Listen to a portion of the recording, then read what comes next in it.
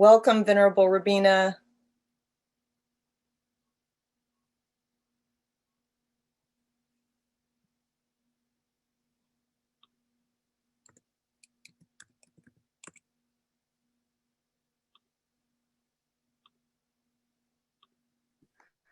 Okay, we're here. Hello, people. I'm late, 4 minutes late. Please forgive me. You're very welcome, anytime. Happy to see you all. Oh, look at Kelsang. Kelsang, you're translating. Hello, darling. Wonderful. Okay, you people. Ciliana, sweetheart, they're keeping you busy, baby. Good. Oh, good. I'm so happy. Okay, sweethearts. So we have our little Sunday. I haven't got my extra light today. I'll tell you why. Because I've got this big rash on my face. I keep confessing to it.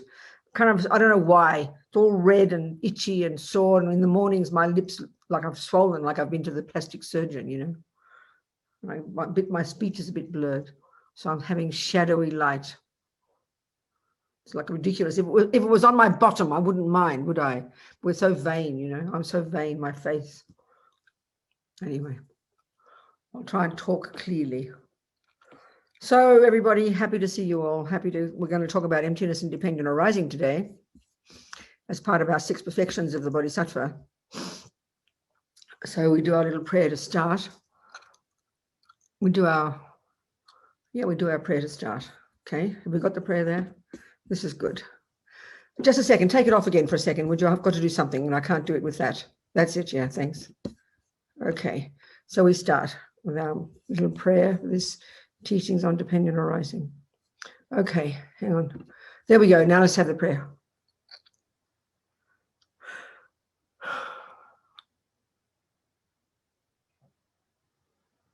Got the prayer? All right. Okay.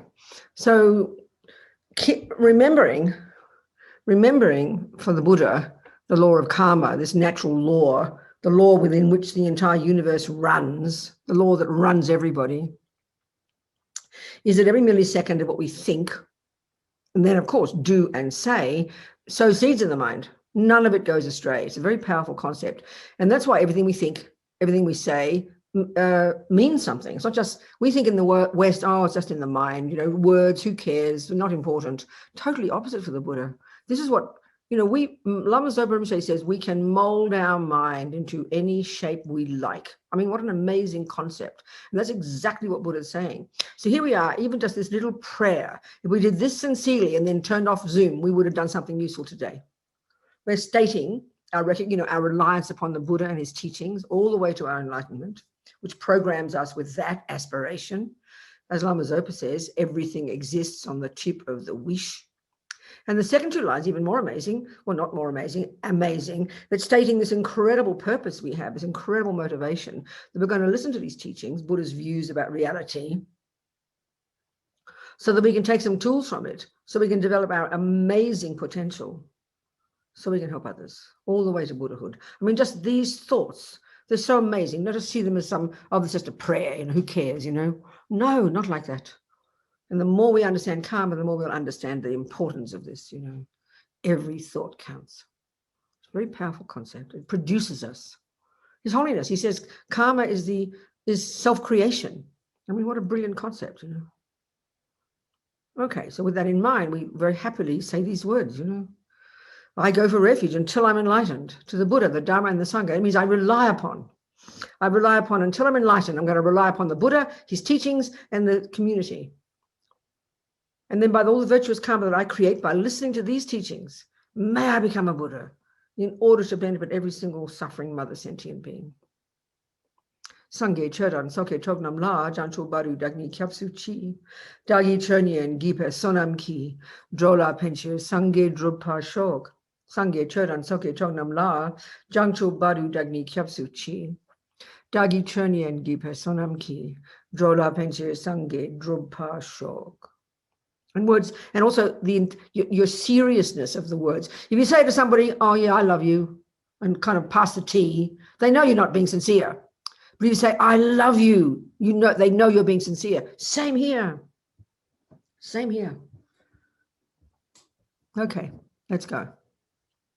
So this dependent arising, as we're understanding, it's the, wait a minute, how come we're doing the 6 perfections, but we didn't talk about concentration, didn't talk about the 5th perfection, did we?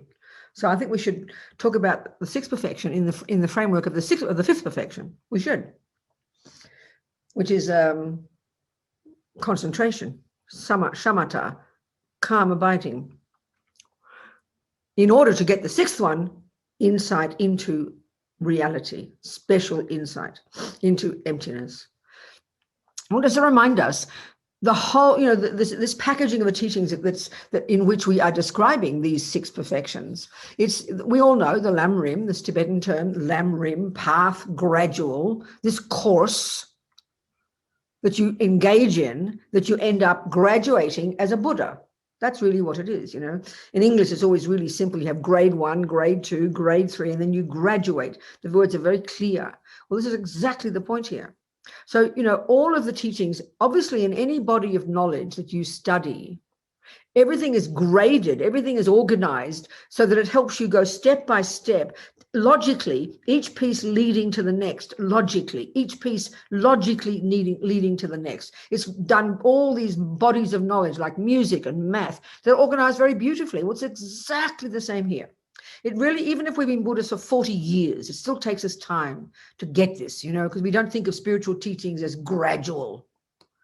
It's all the same. Oh, a bit of compassion, a bit of love, a bit of this, a bit of karma. It's all dharma. No, they're gradual. One is more difficult to accomplish than the previous. It's logical. That's how all bodies of knowledge are. So here, what's interesting, the 5th and so then the whole path is junior school, which is the lowest scope of teachings, as Lama Zopa Rinpoche so, beautifully expresses, as he respects this lineage, the teachings and practices suitable to the disciple of the least capability. Well, I use the, colloquial junior school because it makes sense for the mind. Then you've got the teachings and practices suitable to the disciple of the middle capability. Well, high school. Now that's the wisdom wing. A bird needs 2 wings, wisdom and compassion. And I repeatedly use this analogy because it's another way of framing all these teachings. Now, if you were going to graduate there, if you're in Burma or Thailand and you're studying the Theravadan teachings, that's the wisdom wing. You're going to graduate at high school, basically. You'll graduate at the middle scope, thinking this way. Exactly. All these teachings are the teachings shared by all Buddha's teachings. It's called the Hinayana teachings. So if you graduate there, first of all, you abide the junior school, you control your body, you control your speech, you abide by the laws of karma, you purify your mind, you go to the next level, the middle scope, you start to look into the 4 Noble Truths, you start to get to the root of the problem with the mind, the delusions, you start to subdue attachment and all the other ridiculous poisons, and then eventually you're going to realize emptiness. You're going to get single-pointed concentration and realize emptiness. Now, in this Mahayana path, they're presented at the very end of the entire path. So what does this mean? Why is that? So clearly, first of all, it indicates that concentration is not in its character a bodhisattva teaching, because it is in high school, which is not the bodhisattva path. That's the Theravadan path, which is all the practice of the morality of, they call it the practice of the morality of the ethics of restraint. All the emphasis in all these teachings about karma and the mind is to subdue your body, your speech, and your mind. Why? Because that quits your suffering and its causes.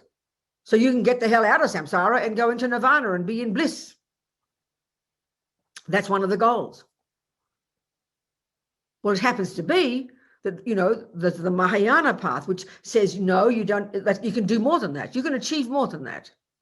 In the Theravadan teachings, they say this is the goal that most sentient beings can accomplish. Some people go onto the bodhisattva path, become bodhisattvas, and then eventually become a Buddha. But the majority of sentient beings are aiming for liberation from suffering and its causes. And the suffering and its causes are the 4 Noble Truths, suffering of change, and all pervasive suffering. The causes, the 2nd Noble Truth, karma and delusions. So you subdue all the karma, you subdue all the delusions, and then you realize emptiness, and honey, you're out of here. Once you've perfected those realizations, you don't come back. Now, if you're on the bodhisattva path, you can, but you even if you have those realizations, you don't need to come back, honey. You will choose to come back because your goal is to get to university level, to the bodhisattva path, and to graduate there as a Buddha. So you add on to the wisdom wing the compassion wing. This first lot is the wisdom wing, roughly speaking. Then you got the compassion wing. Now, many of us like Buddhism, whether we're Theravadan or Hinayana or Mahayana, it doesn't matter, because of compassion and love and kindness. This is the overt and obvious, explicit teaching of the Buddha. But as His Holiness says, compassion is not enough. That's why you've got to understand that these things are gradual. You've got to go gradually, you know. Compassion is not enough. We need wisdom. So a bird needs two wings. So then, okay, if concentration is not in its nature a Mahayana teaching, and then indeed the sixth perfection, which is what we're going to discuss today eventually, is, you know, is to realize, to get special insight into how things exist ultimately, finally, to finally cut the root of all delusions and all suffering, the root delusion. This is rigpa, this ignorance, which we're going to talk about. But this is also, emptiness is also not a Mahayana teaching. It's a Hinayana teaching, because obviously if the Hinayana Arhat has done concentration and realized emptiness, that's what gets them out of samsara. So it's not in its nature a Mahayana teaching. So but they're taught here in the Mahayana path to Buddhahood at the end of the path. Because then once you've got some renunciation from junior school and high school, then you add your bodhicitta, you're so profound. You've got such a profound grasp of all the teachings, and you have such this enormous compassion. Nothing can deter you from this compassion to want to become a Buddha to benefit all others. And I've read in one of the teachings, I can't think, maybe it was Tsongkhapa, I don't know. I must look and check. That, you know, the danger of realizing emptiness, the danger of getting shamatha and realizing emptiness at the earlier stages is you get so much bliss that you can forget your compassion. It's a very interesting point. So these are taught at the end of the path, combined with the other four perfections. So and that's the final stages of the Mahayana path. First, you get the essence of junior school is you abide by the laws of karma, purify your negative karma, and ensure you won't have a lower realm suffering. Ensure you won't have the suffering in future lives. Then you go to the next level, middle scope, high school, and now you get to the root of the problem, all the delusions, and you get this is particularly here. You get rid of attachment and all the other nonsense, and you have renunciation. So what kind of person are you? You know, you're a marvelous person, fulfilled, content, joyful, you know, not up and down like a yo-yo, incredible love, incredible compassion. You've got no attachment, no anger. You're an amazing human being. You haven't finished it all yet, but you're a pretty incredible person. Now you can go to the compassion wing, and you can go to, my God, look at it, the whole world, we're all in the same boat. Everybody's suffering. Everybody's driven by their delusions. Everybody's driven by their crazy karma, you know, and you begin to have incredible compassion. So this compassion is then this bodhicitta. That's the next stage of your development. You get this amazing paradigm shift occurs in your mind where you literally turn everything around, and now others become the most powerful thing for you. When you've got bodhicitta, there's no longer the thought of the ordinary I. It's almost inconceivable in our culture, psychologically, you know. So amazing. So when you've got bodhicitta, you're so profoundly relating to others. Now the final stages of your path are the six perfections.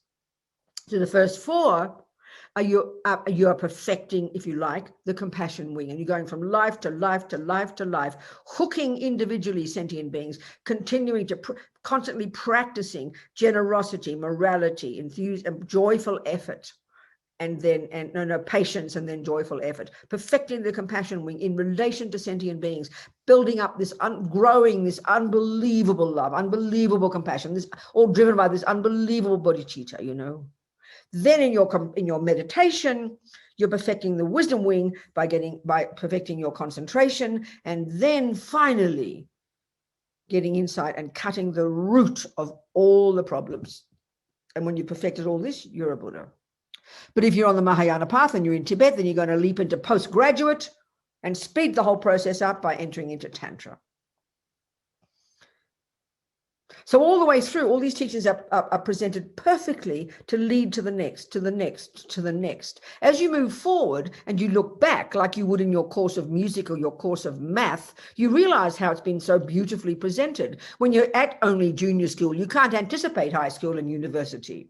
You're going one step at a time. But when you look back, you see how it's all integrated, so organized, beautifully, psychologically leading us along the path. This is what they mean by gradual path. So the other point, because the final point, realizing emptiness, and then perfecting that realization in conjunction with perfecting, the first 4 of the 6 perfections, which is then culminates as Buddhahood. Everything, all the teachings are leading us to that. Everything that we're learning leads us to the realization of emptiness. Again, it's not explicit all the way through. But just to remind us, it's really powerful when we understand the essence of junior school, the essence of the lowest scope of practice. Practice begins when at the end of the junior school, which is where we abide by the laws of karma. Everything up until then is priming our minds, being ready to practice. And actual practice was where we begin to subdue our body and our speech and eventually our mind. Why?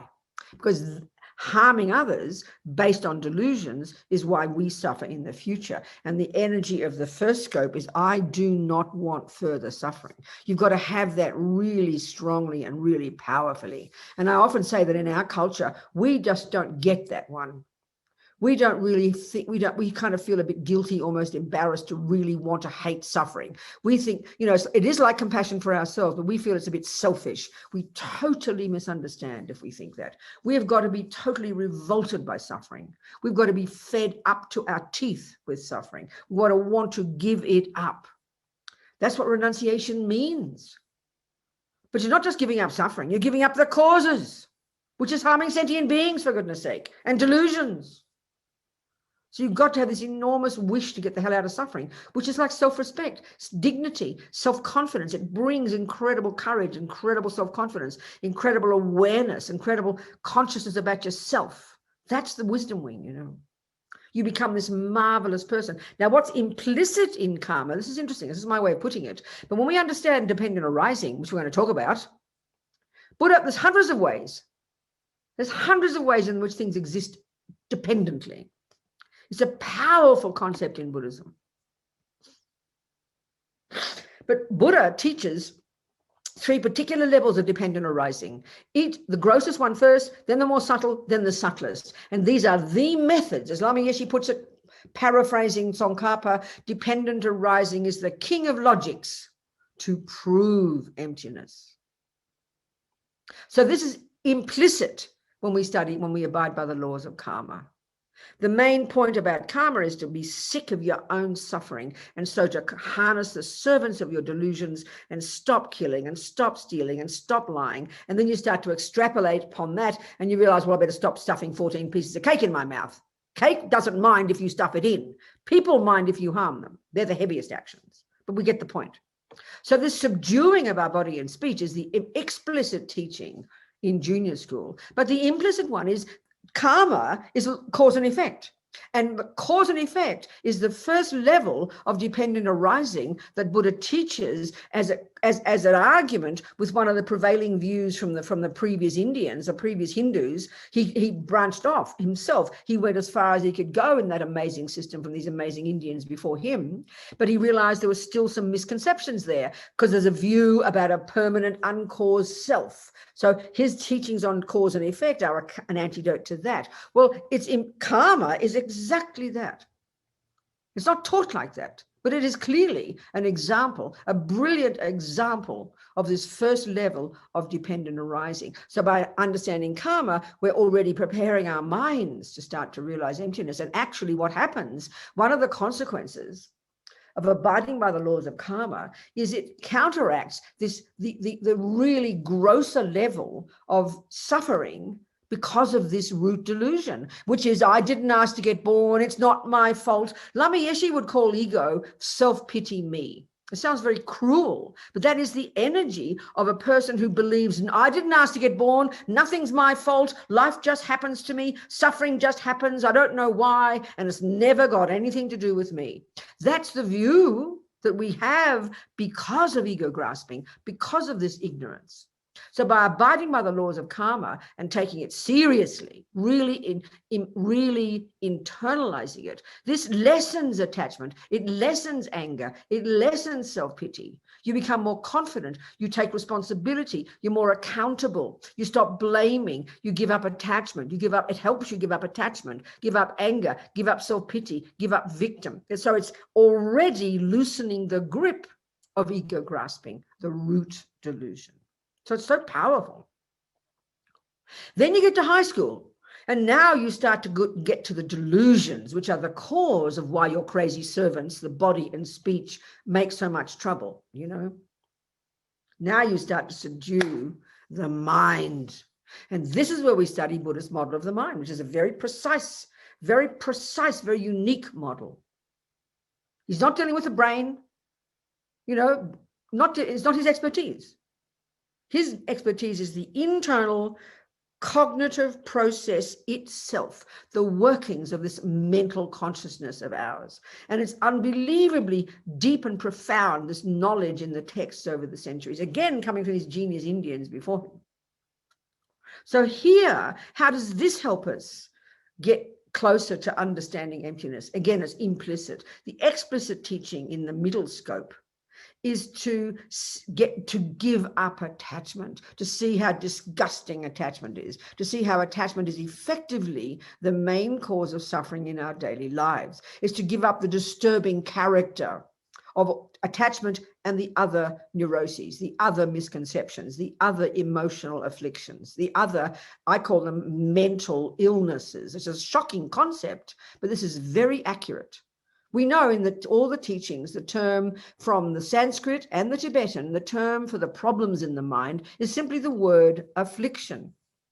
Well, I'm sorry, in English, we just don't use that much. It's a rather old-fashioned word. So when we become Buddhists, we get rather used to, I've got all these afflictions, you know. Well, no, what's an affliction? Well, Geshe Zopa in his Lam Rim, his marvelous 5 volumes of the Lam Rim, published by Wisdom, this wonderful Lama who was based in Wisconsin in the US. He went to America in the 60s. His Holiness sent him there. So he became a professor at the university in Wisconsin, and then he had a Buddhist center, and he taught the Lam Rim, and he took 25 years. He taught Tsongkhapa's Lam Rim. He took it 25 years, you know. The best I can do is cover it in 2 days. I run out of words. 25 years, okay? And he learned English. I mean, the humility of these incredible genius scholars, you know. This knowledge is only really now coming into the West. I tell you, it's incredible about the way the mind works. So the implicit teaching, like I've been saying, the implicit teaching, this is my way of putting it, okay, of the middle scope, where we learn about the mind, you learn about these delusions, I didn't finish. Afflictions, Geshe Zopa would at least say mental affliction. We're getting closer to it now. An affliction could be a headache. An affliction could be having a crummy husband. An affliction could be poor. But what Buddha's talking about is mental afflictions. Well, Geshe Zopa calls them that. But then, you know, what is an affliction? It's called an illness. An illness is an affliction. Well, you know, guess what? Mental illness is a great term for the word affliction. Sounds pretty shocking for us. In most cultures, that's found very shocking. If you discover you have a mental illness, your panic attack, you're embarrassed, you're ashamed, you hide it. Well, Buddha says, sorry, honey, you're all mentally ill. And I'm not joking when I say these words. You're all mentally ill. It's a question of degree. So anyway, we learn, the point is that's the explicit teaching in the middle scope. You want to give up this disgusting states of mind. Lama Zopa says, you've got renunciation of suffering and its causes when just a moment, just the thought of attachment is so repulsive. He uses different examples. One is it's like using used toilet paper, and the other one is it's like being in a septic tank. I mean, it's very graphic, okay? Well, I mean, way to go, isn't it? We still live and swim in attachment. It's still our default mode, you know, because it's pretty subtle attachment. But so the main explicit teaching in the middle scope is to give up attachment and get renunciation of suffering and its causes, which of course brings you to become this marvelous, content, fulfilled person. But the implicit teaching, this is what is so powerful. And until we study Buddhist psychology, we will not understand this part. And so then we're not preparing ourselves properly to understand emptiness. And that is this. There are two main functions of these neurotic states of mind, these disturbing emotions, these mental illnesses, you know, the anger, the attachment, the jealousy, or there's thousands of them. This is a really crucial point to understand. And until you study low rig, the text, that's the basic text that they study in the monastic university system, which you study when you do the basic program or you do the master's program, or you can study yourself. There are books out there published that your centers can that the centers can learn. You can study in the centers.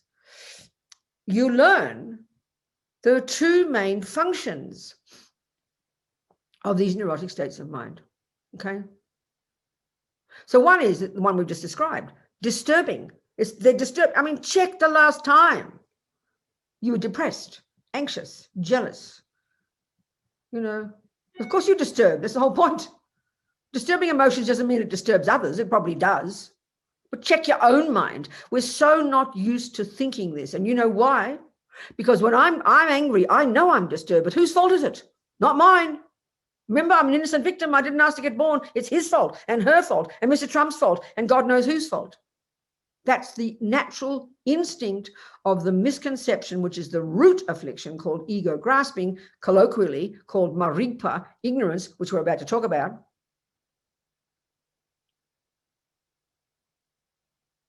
It's deeply disturbing. But the trouble is, I think it's someone else's fault. So I agree it's disturbing, but hey, it's not my fault. This is the part that's massive. We have to make that massive shift when we start to understand the Buddhist model of the mind. But we start by abiding by the laws of karma. It gets us ready. Now, the other characteristic, and this is the point we're getting to now, the other characteristic of these disturbing emotions, and this is why this word, every time I talk to Francois in France, I don't know about Siciliano in Italy, I know, and Paloma's not there. Who's my Spanish translator? Oh, yes, it's Kelsang.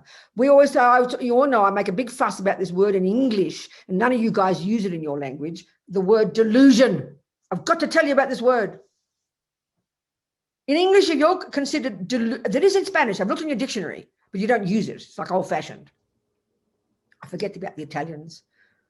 What are the Italians? Forget the word. What's Siciliano? What's the word in Italy? What's the word in Italian? What do you use, guy? What do you use, Siciliano? Oh, you do use it. Oh, okay, I see. I can mouth read. Anyway, the point is this. The word is so delicious because this is the point. The function of the emotional affliction is there. The disturbingness is clear. But at the root, all these emotional states and millions of other states of mind have a very specific function, a precise and specific function of, number one, they are rooted in being conceptions. Anger is a conception. Now, 1 + 1 is 2. That's a conceptual thought, and it's up in the head, and it's all very rational, and we get that. We call that a conceptual thought.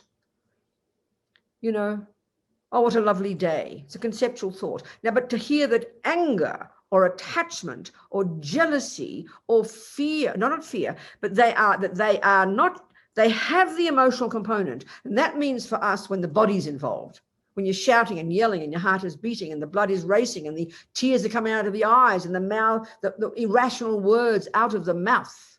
That's what we think of when we think of an emotion, including the positive emotions, when a person's in tears with compassion. But we're so addicted to the body. This is our problem. We're so addicted to the body. We think of anger as physical. We think of love and compassion as physical. So in other words, and this is the tragedy, that we don't notice our feelings until the body is experiencing something. That's why a person who doesn't express their feelings is very subdued externally, very good disciplined behavior. that person won't realize they are depressed until they are inert in bed and cannot move. And it dawns on them, wow, I must be depressed. It takes so long because we are addicted to our physical experiences, but they are not the mind. They're just the symptom. They're the tip. In fact, what goes on in the body when you're angry is just the tip of the iceberg. It's the physical indicator that you've got an angry thought in your mind. But why it's so physical is because you've practiced angry thoughts for so long that now it's completely instinctive. It comes naturally. You've practiced it to perfection. So when we're trying to study Buddhist psychology so we can be our own therapists, as Lama Yeshe says, that's why we've got to go deeper into the mind and go beyond the physical component, beyond the emotional physical component, and get to listen to these thousands of thoughts raging in our mind from the second we wake up until the second we go to sleep. This is when we start to seriously do the work, because the job of being a Buddhist, the actual job, and it begins in high school. Not even karma, that's necessary, but good Muslims abide by the laws of karma and don't harm others. Good communists don't harm others. That's shared by everybody. But this is Buddha's unique approach. You get deeper beyond your physical, and that's why you've got to have some concentration, and you get to hear the thousands of thoughts. But right now they're like a big soup of emotion. We can't tell one thought from another. But our job of being our own therapist, as Lama Yeshe puts it, is to distinguish between the neurotic, disturbing, delusional misconceptions. So this word delusional in English is brilliant. It's a psychiatric state, but it's ordinary in the world. If somebody says, God, you're so delusional, it means you're not in touch with reality. And this is bullseye for how Buddha is describing the way these afflictions work. They are rooted. The emotional component is just the expression of a concept in your mind. And now this is the point. At the conceptual level, which is the very gross level of our mind, conceptuality is the gross level. We've got to go beyond it eventually with single-pointed concentration, which we're going to get to. What was next week? I thought we finished today. What was meant to be next week, Rebecca? You wanted to do 2 sessions of 6 perfection. Oh, good. Oh, that must be because that's what we're going to do, concentration. Yeah, we need 2 weeks. This is perfect. Okay. So when we start to get some focus, when we start to control our body and speech in junior school, begin to get a bit of focus, learn the Buddhist model of the mind by studying low rig, understand the mental consciousness, how it's not the sensory consciousness for a start. This is already massive. Then unpack and unravel the mental consciousness, not just based on your own feelings. You've got to study something. You've got to, you can just play the piano if you like, any old tune. Nothing wrong with that. But if you want to become a master like Bach, you better listen to his instructions and learn his music so you internalize it and become your Bach. Well, people are trying to become our Buddha. So we're using Buddha's view of the mind, which is very precise, very distinct, very unique. So when we will learn, this is the implicit teaching in this middle scope, is what I'm getting at. When we start to distinguish between the word delusion means that to the degree that one or other of these misconceptions, these emotional afflictions are in your mind, is the degree to which, 1, yes, you are disturbed, but 2 is the degree to which you are not in touch with what is true. You're not in touch with reality. And this is the entire point from junior school to high school to university to postgraduate for the Buddha. We've got to try and rip out the lies in the mind so we can finally see reality as it is, so we can finally achieve omniscience, so we can finally combine it with bodhicitta and become a Buddha. The whole point is what wisdom means. Not some holy thing in the sky. So these delusions, these misconceptions, the term I think in Spanish, they're talking about as a cheat. What's the word? Not engaño. What's the other word in Spanish you people use? That word lie, cheat. I can't remember it. Never mind. Something.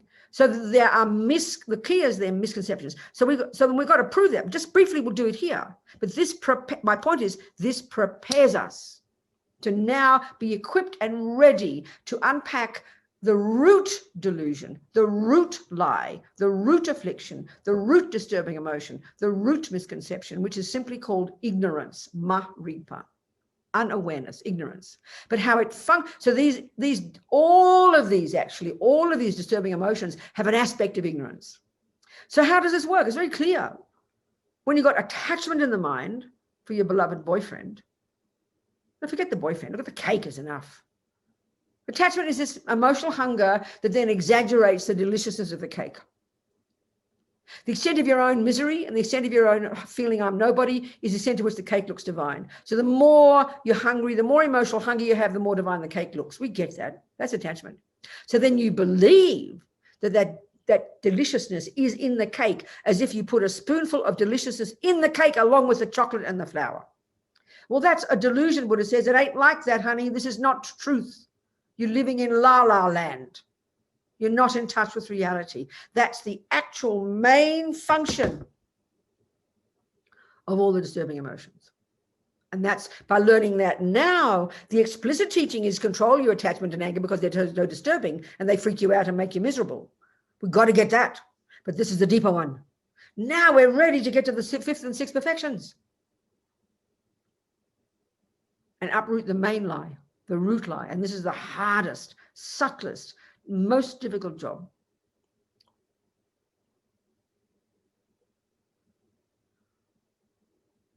Okay, so let's look though first. So then we get to the fifth and sixth perfection. So the fifth one is as we know, it's called in English, I don't know what the other ones in French and things you have, calm abiding. So that's the name of the technique, but also it's the name of the result. So it's a state it's a state of mind that we don't posit as existing in modern psychology. That's very simple. That's why we think of it as religion, No, it's not a state, it's a mind, it's your mental consciousness. And it's a state of mind where you've ceased the grosser level of conceptuality and you've ceased the sensory consciousness. So if you were to see a person in fully developed calm abiding, they look like they're dead, So of course we don't posit that in our world. Sounds mysterious to us. Now the Hindus invented this. This is not even Buddhist. The genius Indians before the Buddha invented this one. So Lama Yeshe is marvelous. Lama always would try to get us excited. He would tell us experiential. He'd give us these very delicious teachings about how you'd be if you got concentration. And I really think we have to look at that now. I've got to get Mahamudra. And Lama Yeshe's, now we've got 2 weeks, I remembered. So there's wonderful teachings about Lama Yeshe. His book came out last year, Mahamudra. Have you publishing in France, Dechen? You going to do it in France? Yes. And Italy? Yes. Spain? Is Dharma Ediciones doing it? Do you know? Oh, so happy. It's the most beautiful, delicious book, I tell you.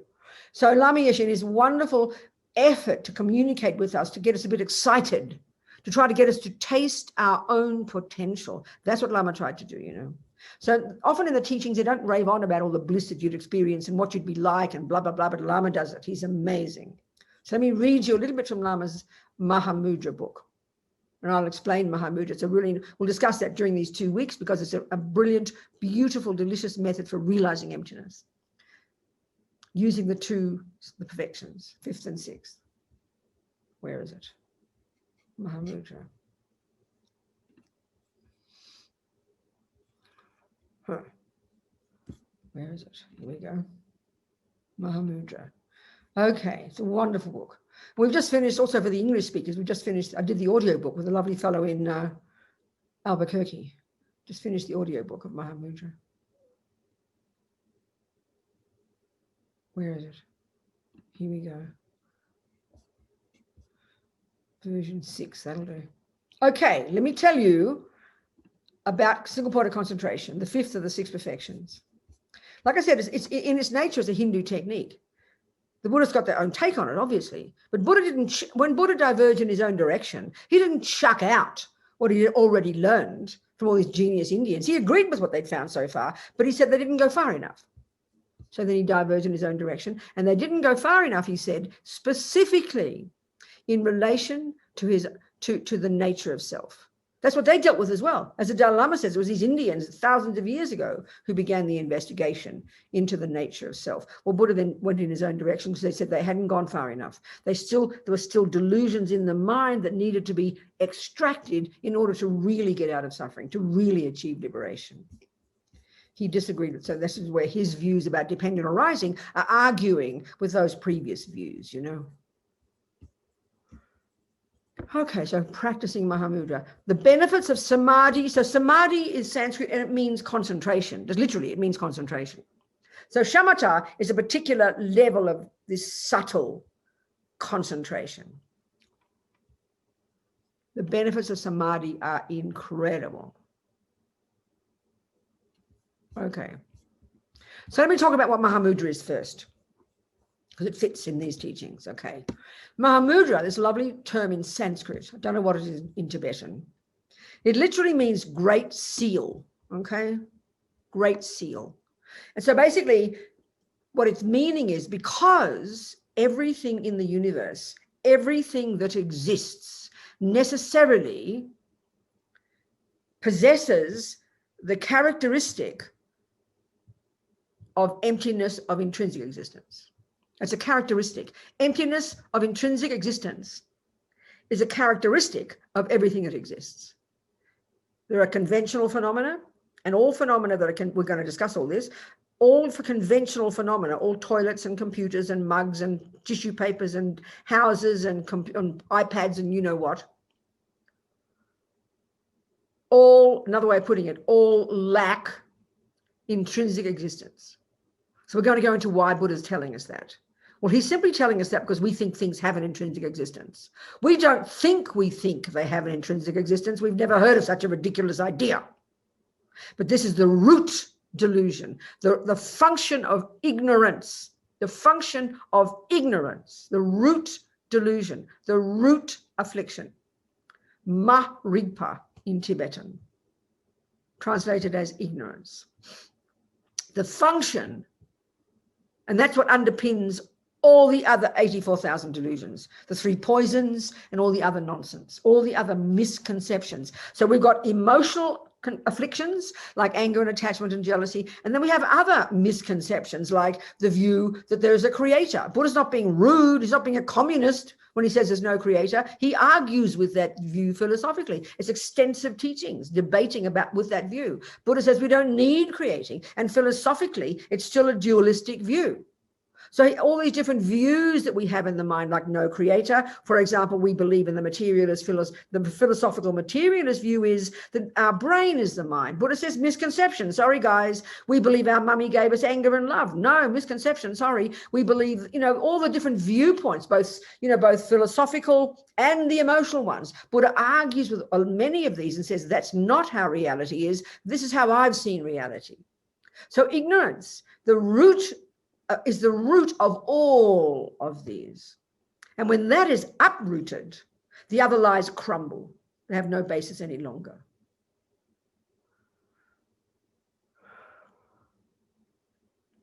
Okay, so before we get to Mahamudra. So in order to unpack and unravel the mind to the subtlest degree, which is what we need to do, because this affliction, this ignorance, this ma-rigpa, known colloquially when the I is the object of it, this ego grasping, because it is so primordial, so subtle, so instinctive, and it underpins every other, even our virtues. It drives them. It's so subtle, it's extremely hard to get to, which is why it's put here at the end of the teachings. It's the most sophisticated level of practice. So this ignorance, we're getting to Mahamudra. So this ignorance, it's a very simple word, but it's got a very specific meaning here. And we've got to understand this if we're trying to get our head around Buddha's teachings.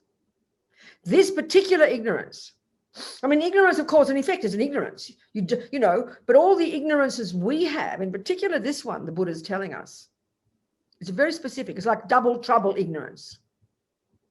It's like double trouble ignorance. You know, a simple example, if I say what color is that, and you say it's pink, and you're convinced it's pink, you've believed it's pink for so long, but you even see pink. Pink appears to you. Well, in simple, conventional terms, we know with the light the right way and the right word in English and the eyes working properly, the conventional acceptance, the conventional agreement is this is called black. So that's a misconception. Now, this is the point.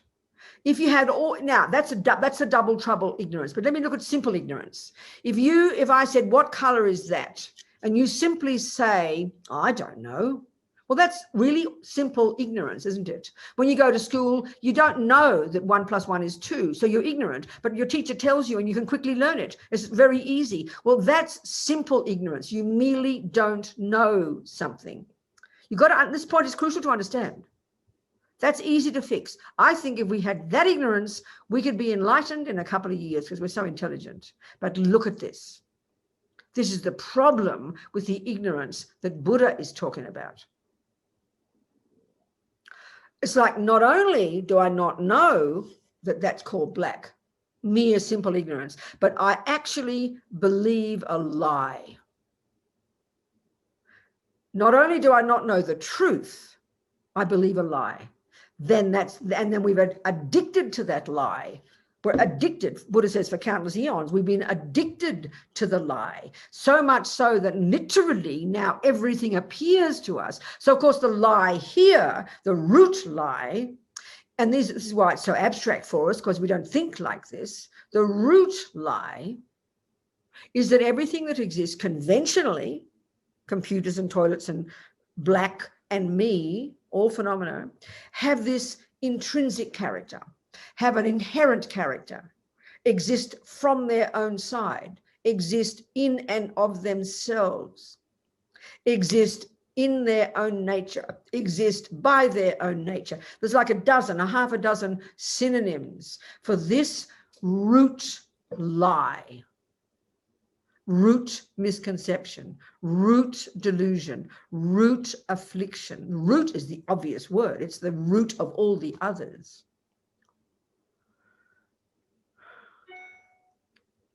So these genius Indians went as far as they could go. They went through the same stages. They gave up harming others. They stopped creating future suffering. They understood about attachment. They gave it up. But they got even to the subtlest state of this samadhi, in their deepest concentration, using this brilliant technique that they created, where you can access these subtler levels of your own consciousness, where you've subdued the grosser conceptuality and the grosser sensory consciousness completely. That for them is liberation. But they're still in samsara, Buddha says, because they haven't uprooted the root delusion. They went pretty far, pretty amazing beings. So now, in order to get to locate that delusion that's beneath all the others, beneath all the actions we've ever done, all the countless lifetimes, every single lifetime we've had, all the countless eons in the hell realms, all the countless eons in the spirit realms, all the countless eons in the animal realms, all the countless lives in the human realm, even in the God realms, even we've had bodhichitta and we've lost it, because we haven't cut the root.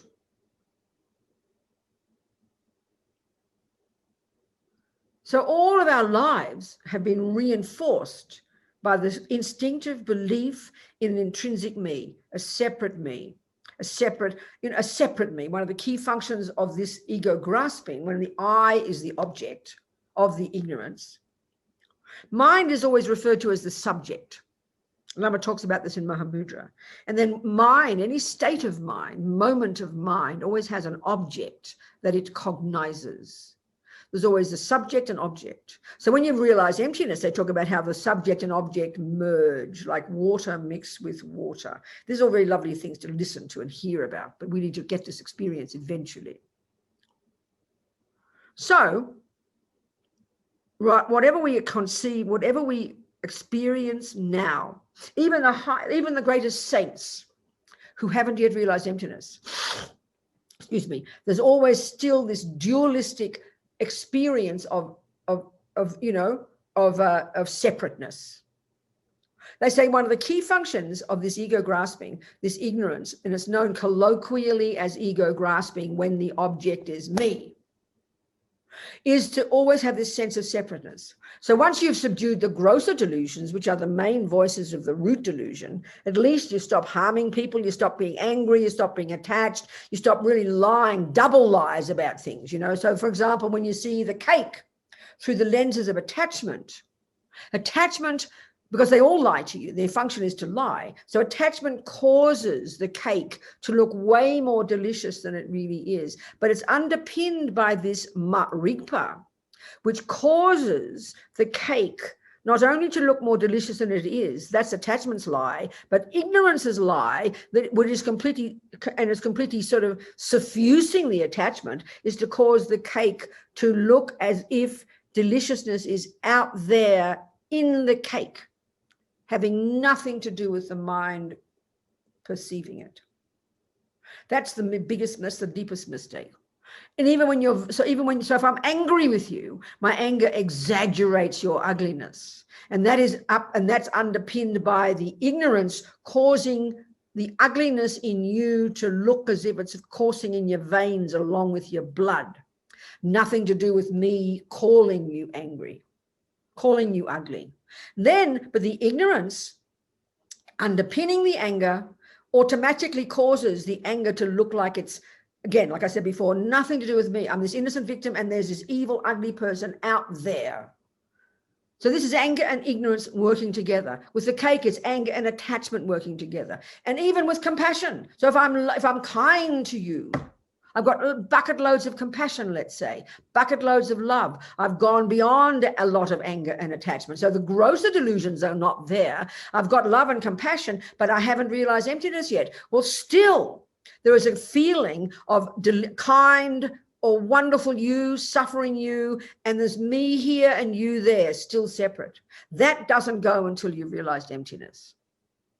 So the ego grasping even informs the virtues. So we've got to go one step at a time, at least cut the gross delusions, and then we realize emptiness. And then now our virtues are mixed with emptiness. And that's when you're a Buddha, you know, bodhicitta and emptiness together.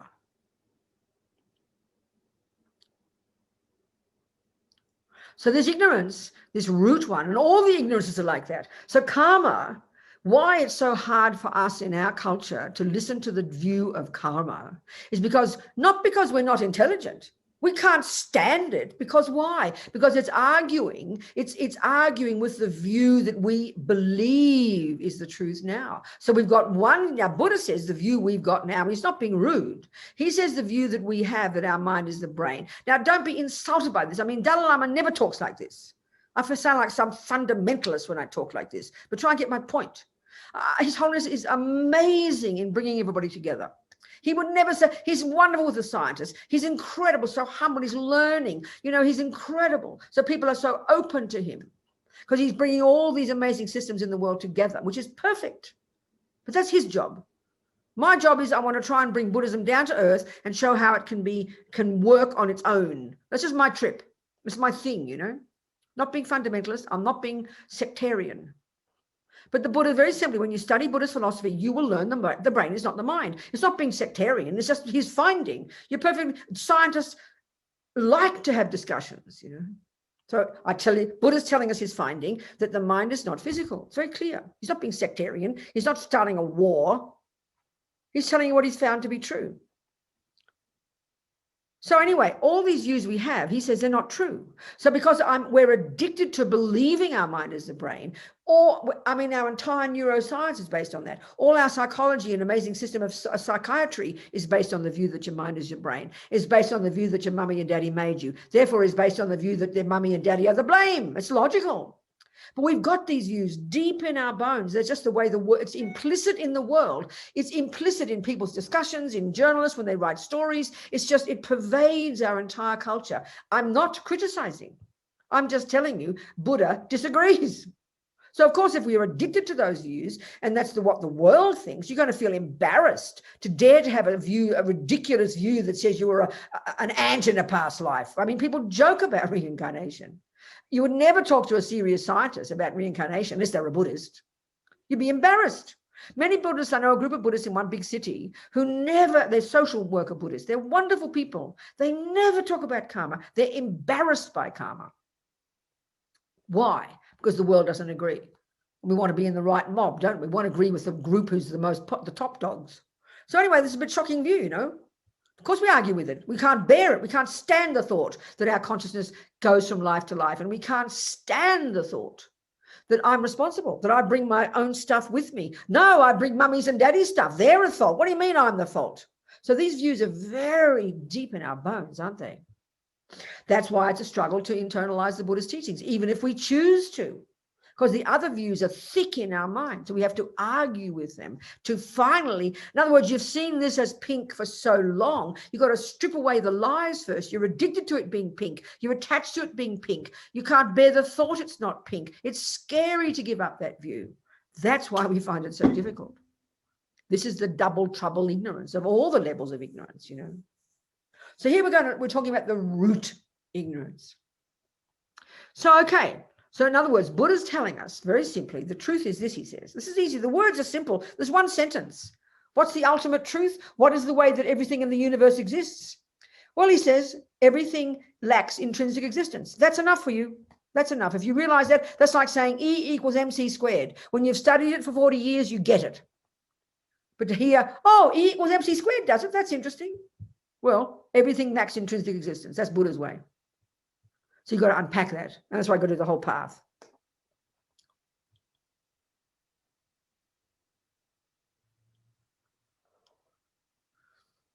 Okay, so let's look at this ignorance. I'm going to come back to Mahamudra, I promise.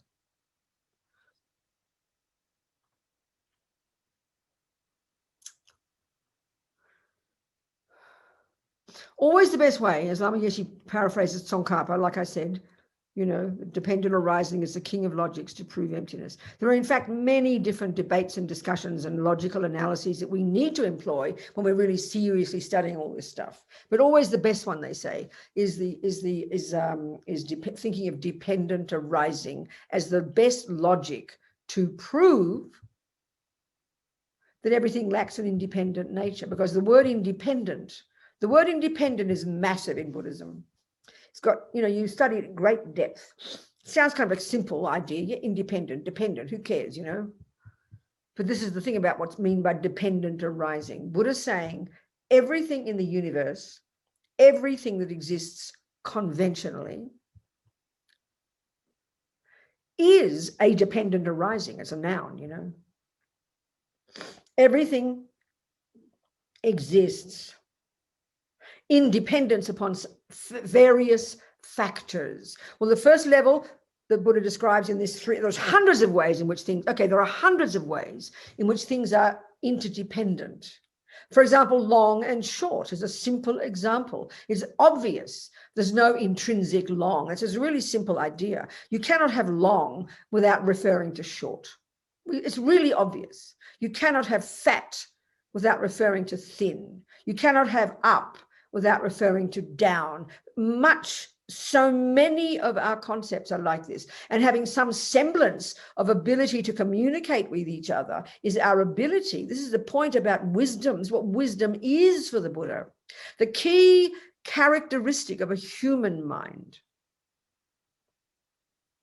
the character that makes us human, is our capacity to put two and two together, to the capacity to think different points of view, for our capacity to think in a nuanced way, which means to recognize this dependence. Things are very much dependent. So if you're really, really ignorant, really narrow-minded, very limited, ignorant mind, and we've all got that, that's when this ignorance is really expressing itself in a very gross way. You're not very intelligent. That's what we mean by that. You can't put two and two together. You can't put things together. But a mind that's very sharp, can learn things quickly, is a mind that understands interdependence. This is literally true if you think about it.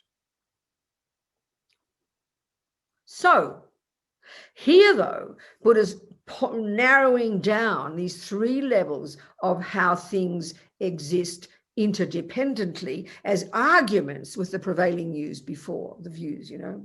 So like I said, the first one is that so let's, okay, before we go there, Buddha's saying everything that exists in the universe, and when you start to study Buddhist philosophy, in the text called Collected Topics, Dura in Tibetan, it's the first text you learn when you start your serious philosophy in the monasteries. Then you learn all these it's like learning the nuts and bolts of Buddhist language, the Buddhist worldview, you know. So first thing is you learn there are various names referring to that which exists. And this is a hugely important one because Buddha's telling us right now, like I just said, that we're not in touch with how things exist. So he's trying to get us to see how things exist. This seems so abstract for us. Why would I want to know all the things that exist? It seems ridiculous. Because, honey child, he says to us, you're suffering because you're living in La La Land in relation to reality. This is his precise point. This is his whole point. So the terms used for that which exists, there are several. Phenomenon, object, not a physical thing, something the mind can cognize, object of knowledge, existent, established base. These are synonyms for whatever exists. So whatever exists, and what is so, and this is really a crucial point. I love this. This is so amazing. This is so classically pointing to Buddha's entire view, that the definition of an existent is that which can be cognized by mind. So this shows the centrality of mind in Buddhism. It's totally central. It's peripheral for us in the West. We've got to have hard science. We don't even trust psychology. It's the lowest on the totem pole of all the sciences, isn't it? But Buddha's the exact opposite. That the definition of an existent is that which can be cognized by mind. So it's axiomatic that that which exists, it's defined by mind, by mind's cognizing it. That which, and so a valid cognition, that's a crucial one. It's got to be a valid cognition. So the function of mind then is to know, is to be aware, or is to cognize. These words are all synonymous. It's the job of the mind. So you ask Buddha, well, what do we have to cognize, Buddha? What do you want us to know? What do you want us to be aware of? That which exists, baby. Why? Because when you're in sync with that which exists, you are liberated from suffering. Because why? Because delusions are believing in things that don't exist. The cake that attachment sees on that plate is not the cake on the plate. That ugly ex-boyfriend that appears so horrible to you is not the boyfriend that exists right there. The delusions lie. They exaggerate. They distort. They embellish. That's their job. We've got to rid the mind of the lies. And the root lie. So like I said, attachment exaggerates the deliciousness. Anger exaggerates the ugliness. Arrogance exaggerates your importance. Low self-esteem exaggerates your unimportance. All the delusions have this job of embellishing, exaggerating, distorting. So what does ego grasping exaggerate? Ego grasping is this colloquial term used for this marigpa. So if this ignorance, what it exaggerates is the very ontological status itself of that event, of that phenomenon, of that cake, delicious cake, ugly boyfriend, whatever it is. It exaggerates the very fundamental existence, which is why it's the subtlest one, the hardest to get to. And it's the root cause of all suffering. And we will never end in samsara until we've cut this one. Of course, it's the hardest, therefore the hardest to get to. And you're preparing yourself through the entire path. You're preparing your mind perfectly to get to it by the time you get to the six perfections. You can study it earlier if you want to, but everything is geared, everything is organized to get you to this so beautifully. Prime your mind, ready for it. So, okay. All right.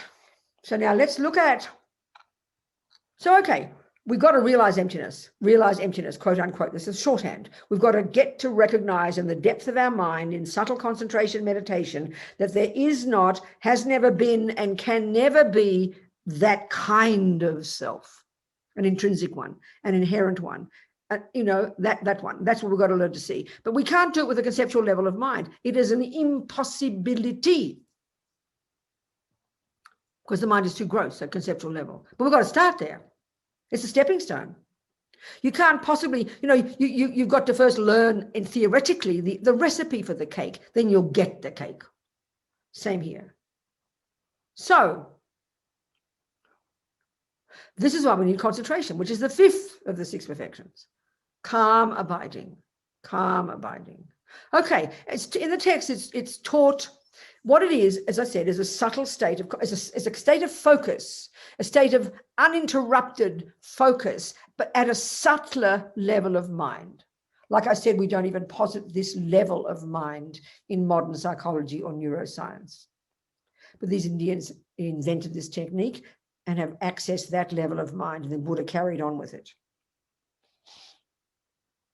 So we've got to get this concentration. As Lama Yeshe says, it is impossible to realize emptiness. It is impossible to cut the root delusion until you have got calm abiding, until you have got this subtle level. So the way the technique is taught, like if you look at Pabonka Rinpoche's liberation in the palm of your hand, you're going to see he describes it very clearly in 9 stages of cultivation. And it sounds very kind of intellectual. Of course it does. It all seems very abstract and rather boring. But just speaking simply about it, what is this? Is this in order to understand this, the possibility of this? Again, we've got to go back to middle scope, to high school, and understand the way the mind functions. So in the mind, Buddha just categorizes all the states of our mental consciousness at the level of conceptuality into 3 categories: the not negative, neurotic, delusional, ridiculous, fear-based, I-based, miserable ones; the virtuous, reasonable, valid, useful, appropriate ones like compassion and love and kindness and intelligence. But then you've got this 3rd category. We need to understand this if we want to understand how we can get concentration.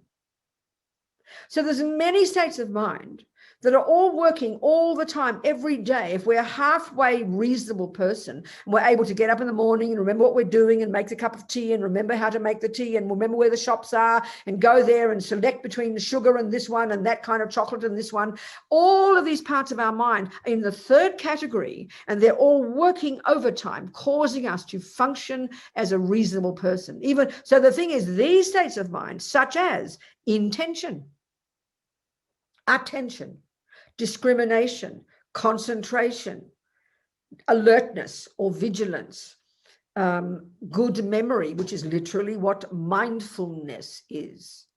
We add all these stories onto mindfulness. In French, you have this wholly astounding, what's that, plant something, what is it? In the ridiculous French term, I always something full awareness or something, right? That's right, full awareness, isn't it? It's ridiculous. It's a load of rubbish. It's nonsense. Excuse me being rude, but this is how everybody thinks about it. Not that I know much, but as Lama Zopa says, no, in the text, Lama Yeshe would often use the term for mindfulness as memory. We're very confused by that. Because what does it mean? It means short-term memory. So you can argue when you're making the cake, if you don't remember what you put your sugar in or not, you don't have any mindfulness. But we are so addicted to having this other holy word for it, like a special kind of state. And in the West, we've added all these extra things onto it. We've got our own definitions of it in the West now. And it's just not the meaning of the Buddha. It's one of the many states of mind that you have to employ, whether you murder somebody, whether you make a cake, or whether you meditate. As Lama Zopa says, thieves need mindfulness. Mindfulness is literally one of the many states of mind. And this is the point. In this 3rd category, they refer to the first lot as negative, the second as positive, and the 3rd as neutral. So, of course, that completely throws us. It sounds like neutral means not important. This is not the meaning in Buddhist psychology. That's why it's hard for us to hear negative or non-virtuous and positive and virtuous. That's why it sounds like religion to us. And in psychology, we do not like using terms like this. So we've got to see what Buddha means by negative or non-virtuous. We've got to see what he means by virtuous. And one of the key things he's meaning by these is that the non-virtuous or negative ones are rooted in the misconception of a separate concrete me. It's a technical point. And the virtues are relatively speaking, are rooted in interdependence. So it's not some holy idea. It's a literal kind of technical point. It's very profound to understand it. So, and the negative ones are the source of my future suffering. The positive ones are the source of my future happiness, not to mention right now. But what about the third category, the so-called neutral? What's their job? Well, I prefer to call them the mechanics of the mind. Without these, you can't lift a finger to do anything.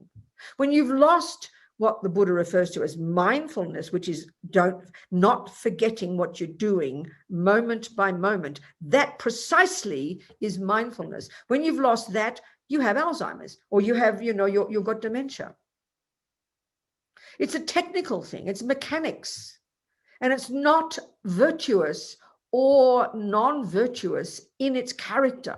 It's simply the mechanics of your mind, and they're all working over time. So if you've got very good discrimination, for example, one of the crucial ones, this is the ability every millisecond to discriminate between all the millions of things that you're even looking at right now. You out of the corner of your eye, you can see the room, and there's this and that shape and that color and red and pink and shade, millions of things. That's discrimination working every millisecond, working over time. Intention, we'll get to this. If you want a boss in here, we think the I is the boss. Don't be silly, Buddha says. There's no such thing. We're going to get to it.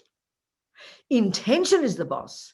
What's intention? Not the way we mean it, good intention, not like motivation. Bare bones, it's there every millisecond, and it's the meaning of karma, mental action. Intention, I will, volition, that's happening every trillionth of a millisecond. Everything we think and do and say is driven by intention. But because we are come into this life so programmed with our tendencies, we don't even notice it. We don't think there's intention 90% of the time. But it's there every millisecond in every sentient being possible. Then you've got attention. You home in and pay attention. If you want to think of whatever looks at something, that's attention. So all these parts of our mind are all working to have any experience whatsoever. So when I pick up my cup, first of all, there's a thought in the mind, I want tea. Then my intention comes in, attention goes in, hand goes over. All the millions of bits of my mind are working. Concentration, a bit of concentration there. Good memory. I don't forget that I picked the cup up so I won't drop it again. All these discrimination, so I know where to put the tea, as opposed to here, it's here. All these millions of parts of our mind, all working like clockwork. So there's the negative, neurotic, deluded ones. There are the valid, virtuous, positive ones. And then there's the mechanics. Now in concentration, meditation, this is where we train, if you like, driven by virtue, driven by your good motivation. You then, you improve the mechanics of your mind. You improve the good memory. You improve the attention. You improve the concentration. These are the mechanics. That's why Lama Zopa says thieves need mindfulness. And that's why to sit and watch your breath is not even a virtuous activity. It's not even spiritual. Monkeys have probably got better attention. That's why we have to understand the meaning of these words. In Buddhist psychology, it's a very precise model. So concentration meditation has to be driven by your wish to become a Buddha. What's the point otherwise? That's why, if you just do it, this is the world, we do it because we want to feel better. Well, I'd rather have ice cream or sex, please. Much more fun than sitting there in your boring old mind, watching your boring old breath. How depressing. I'd much rather have the joy of a nice boyfriend or the joy of a delicious ice cream, please. So to meditate because you want to feel better is like pathetic. I'm sorry. You get concentration because you want to get the hell out and to look into your mind so you can get wisdom, so you can cut the root of delusions, so you can get out of samsara, so you can add it to bodhicitta and become a Buddha to benefit sentient beings. Okay, that's long term. Most of us mightn't feel that very much. We've got to program our minds. Otherwise, there's no virtue in watching your breath every day. There's no, and it's what determines it, and this is what we really learn when we learn the mind, is what determines whether or not your mindfulness meditation is virtuous or non-virtuous is your motivation. A thief needs mindfulness. There's no virtue in it. You know, a sniper needs very good discrimination, very good concentration, very good mindfulness. So it's clear that those states of mind aren't in their character virtuous or non-virtuous. That's what's meant by the third category, so-called neutral. That's why I like to call them the mechanics of the mind. So important, these things. You only learn. This is Buddhist psychological model, not Freud, not Jung. We put our own meaning on these words. You're allowed to, but don't call it Buddhism, please. Don't insult the Buddha.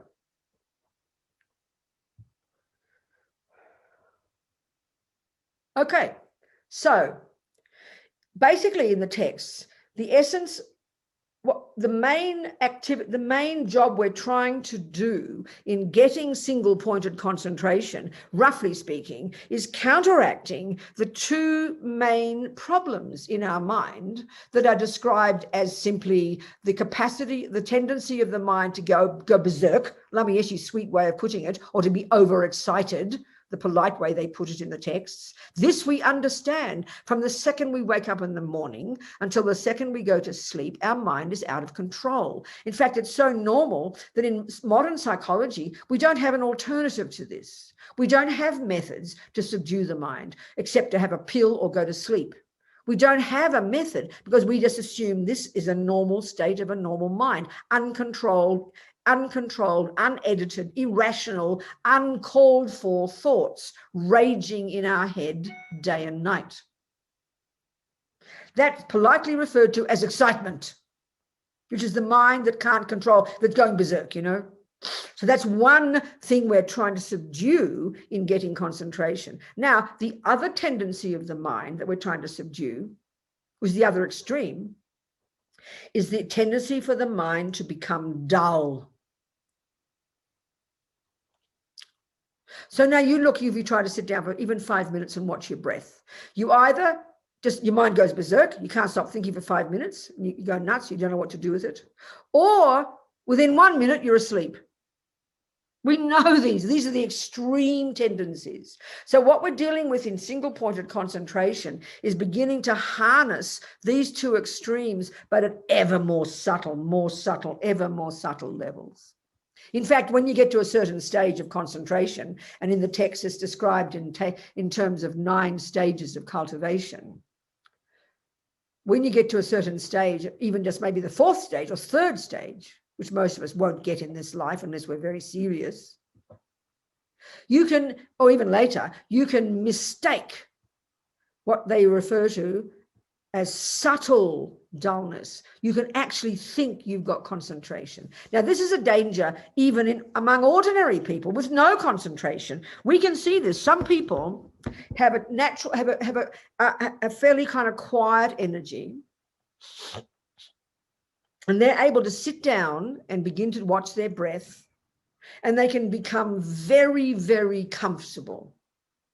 Well, that's one of the grossest mistakes we make in misinterpreting single-pointed concentration. Because we're so addicted to feeling good, we can't stand unpleasant feelings. So for the people like me who can't sit cross-legged for more than 5 minutes without agony, believe me, I never, ever, ever sit there and feel good.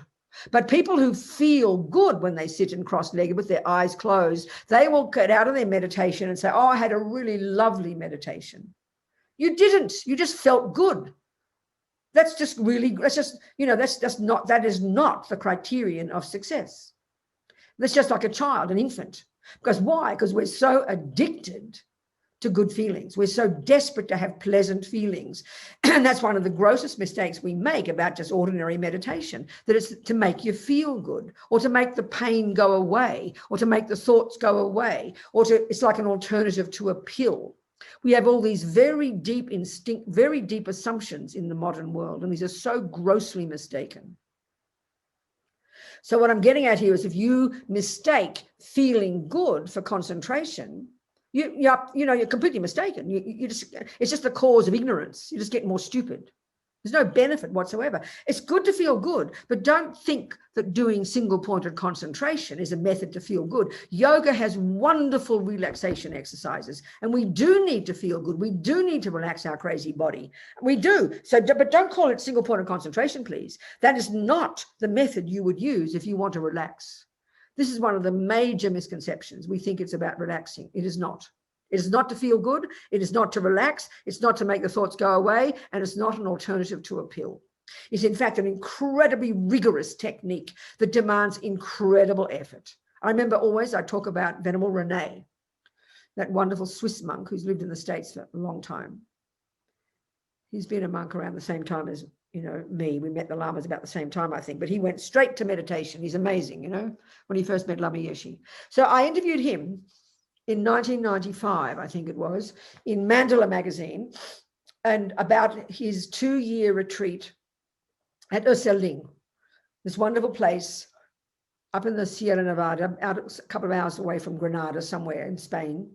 And I remember His Holiness blessed it in 1982. His Holiness was there. I was there too. I was lucky to be there. Lama Yeshe appointed 10 of us to be security guards for His Holiness. I always tell this story. This is my Dalai Lama story. In 1982, Lama Yeshe invited His Holiness to Europe. He was one of the many people who invited for several months to France, Italy, Spain. And I remember he invited 10 of us, he appointed 10 of us Westerners to be security guards for His Holiness, 5 men and 5 women. I mean, the people were so shocked, and Lama was so amazing, so kind, So 5 of us girls, and I was a nun at the time, and 3 of us were nuns, but he made us wear lay clothes, So I remember when I had to start in Italy, and I went to Milan, and then Susanna Parodi, she took me shopping, and I bought these nice knee-high boots, and then we had these little skirts and little yellow blouses and little maroon jackets, and I thought, well, I'm going to be, Lama wants us to look nice, not look like nuns, whatever, or monks. We had to look nice. The boys, or 5 boys, they were dark blue slacks and white shirts and grey slacks, navy blue blazer and a white shirt and a maroon tie. I remember that, not uniform. And we girls had this green tartan or plaid skirt, a yellow blouse and a maroon jacket, right? So I was living in London at the time. I was a nun, and but I had hair. I wore lay clothes in London, so I had hair. So I thought I'd got to look like a proper lady, so I wore lipstick, and I had these nice boots on. And Lama Yeshe, every time he saw me, he'd say, "Oh, I like you better like that," he'd say. He'd always laugh, So we spent 2 months traveling with His Holiness. It was unbelievable. This is Urselling. We were there, and that's when His Holiness named it Urselling, Place of Clear Light. 1982. I remember that. We were there. So anyway, that's my story. So meanwhile, there's Venerable Robina, meditating in 1995 there, and I interviewed him before that, and I interviewed him in Mandala. And this is my point. He did about 2 years, and he was trying to get single-pointed concentration. And it's described in the text as 9 stages. Now, he said there was no way he would have been qualified to simply go to those mountains and do those intensive 2 years, all day, every day, doing these sessions every single day, 7 days a week, rigorous, incredible effort. If he hadn't been a monk living in vows, if he hadn't done lots of purification, if he hadn't lived at Nalanda Monastery and studied the Dharma, and even had to teach the Dharma, they were his preliminary practices. There was no way he would have been qualified to go to the mountains, literally as he did, and attempt to get single-pointed concentration. So we can see even just in doing 5 minutes a day demands such effort. Why? Because our mind is addicted to thinking of food, boyfriend, problems, struggles, the body, the children, the job, the pension plan. Look at the contents of our lives. This is not being moralistic. It's a technical point. As Venerable Robina said, it takes you ages to when you finally get to the place. Pabonka Rinpoche describes the qualifications to get to the mountains, metaphorically or actually, to begin to do concentration. Simply, in a sense, what already Venerable Rene said, all the work he had done. But also, very simple point, as Venerable Rene pointed out, if you've got so many things in your daily life that you have to do, and food to take care of, and pension plans, and mortgages, and jobs, and children, and animals, how can you possibly sit for more than 5 minutes without your mind going berserk? It's impossible. You've got too many things to think about. He said even one of the points is it takes you ages just for the thoughts about your previous life to die down. You can't afford to have anything else to think about. How could you possibly get concentration? You have to have a mind that's already so subdued. Pabonka Rinpoche talks about in the texts where you need to have already no interest in food. So can you imagine if there's no interest in food, definitely no interest in sex, definitely no interest in houses and movies and television and all the things that we do preoccupy with us. And don't hear this as punitive. It's practical. It's a bit like if you want to start, playing tennis 8-10 hours a day, 7 days a week, so you can be like Roger Federer. You can't afford to have other things to think about. If you've got to stop every 5 minutes to put the kettle on and feed the dog, you'll never be able to play tennis. So it's not as if this is unusual. If you want to fully commit to something with a long-term goal in mind, you need to sacrifice plenty of everything else. It's not being moralistic, it's just practical. So he said anyway, in the interview, he said different things he said. He said maybe he got to the fifth, just touched upon the fifth of the 9 stages of concentration. There's two things about this. He was there for 2 years. And he said, first of all, he knew he couldn't get further. So this is an ideal place. His Holiness blessed it. He said it reminded him of Tibet. It was so beautiful, Ursuline, so special, had all the conditions conducive for good meditation.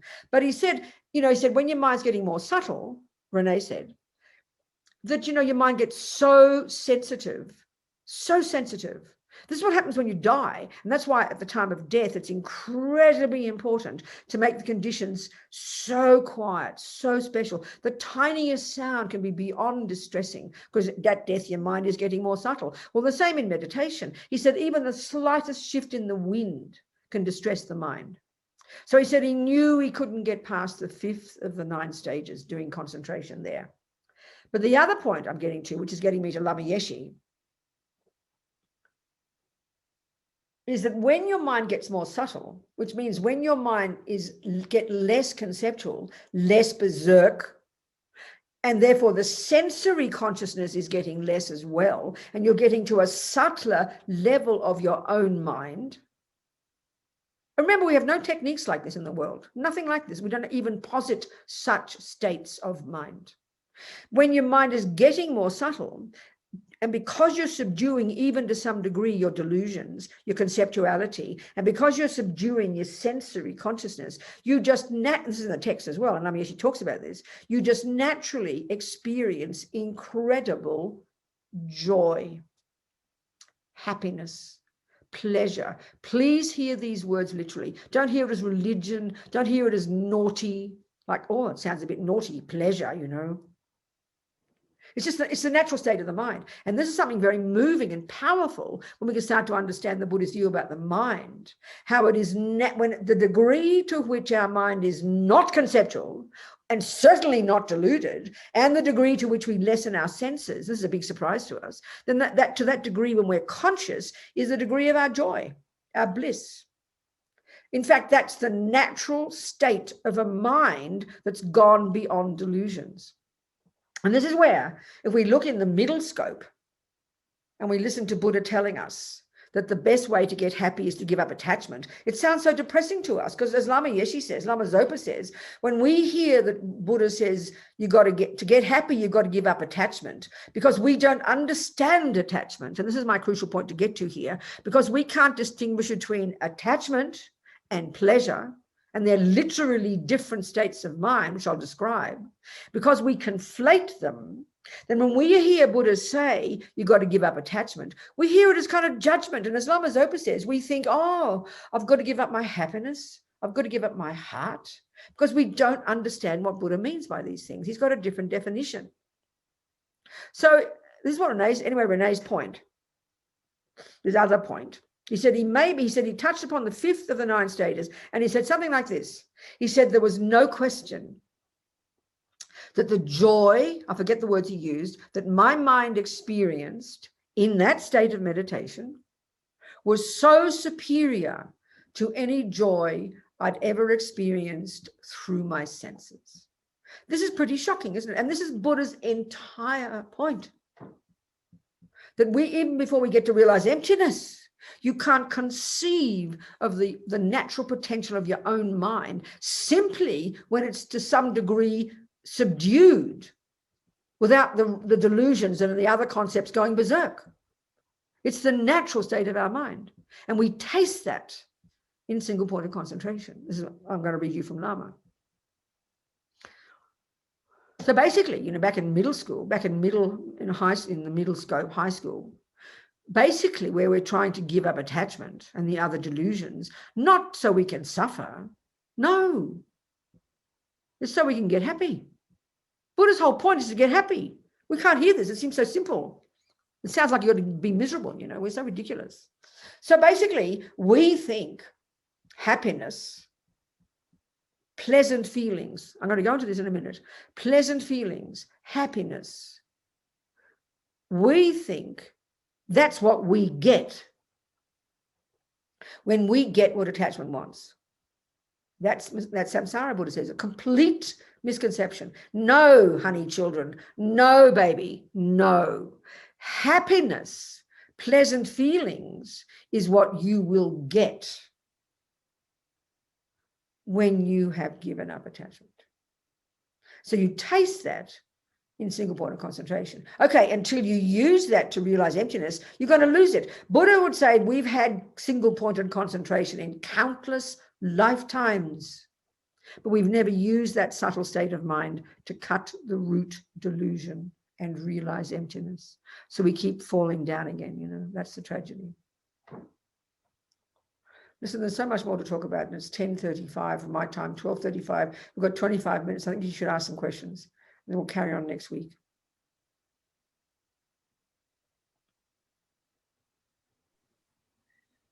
Thank you so much, Venerable Robina.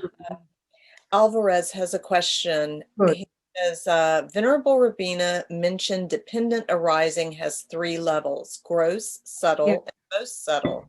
That's In right. my course at FPMT, those 3 levels are also attributed to consciousness. So what is the relationship here? Thank you. Well, dependent arising is the way something exists. And consciousness's job is to cognize it. That's the only relationship. We'll go into more details later. We'll go into more details about it. Okay? Other questions? No other questions? I believe there were some of the Portuguese ones. I'm good. Go on then. Please ask me.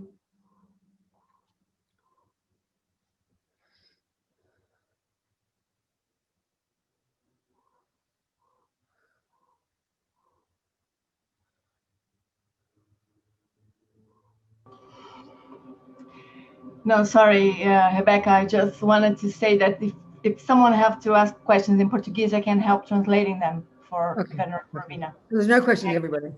Well, that's okay. I can carry on then. If there's no questions, that's fine. So let me read you from Lama Yeshe, get you excited now about some of the advantages of having single point of concentration. That was Lama's wish. Always he wanted to get us to get a taste, get us excited. I promise you. Okay. The benefits of samadhi are incredible. So the word shamatha is the name of this technique, and it's the end result. It's called calm abiding. Samadhi is meaning concentration, and there are different levels of concentration. And I don't know what the relationship is. I don't know the different levels, so forget that. There are subtler levels of this, I think, whatever. But calm abiding is this typical technique that's got 9 stages. So I'll read out to you later the Pabonka Rinpoche description, which is very technical. This is Lama getting us excited. So as I mentioned, to achieve the realization of Mahamudra. Okay, let me finish with about Mahamudra.